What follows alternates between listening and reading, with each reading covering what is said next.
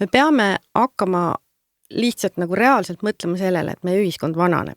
Ja me ei saa kõiki noori, ei ole see Pärnu, ei ole see Haapsalu, ei ole see Tartu, võib-olla kes kõiki noori, no okei, Tartus on nagu noori rohkem, on ju, aga me peame arvestama sellega, et me peame seda sama ressurssi kasutama, on ju. Meil on vaja vanemaealiste ressurssi kasutada.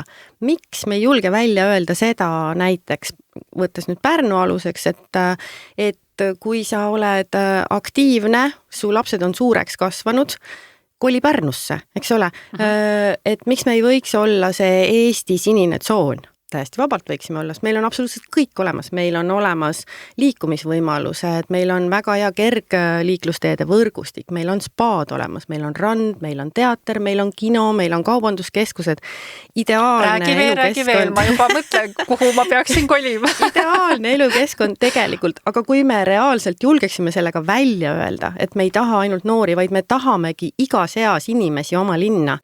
Mida kliendid tahavad? Podcasti toob teieni saatejuht ja teenusedisainer Mari Arnover.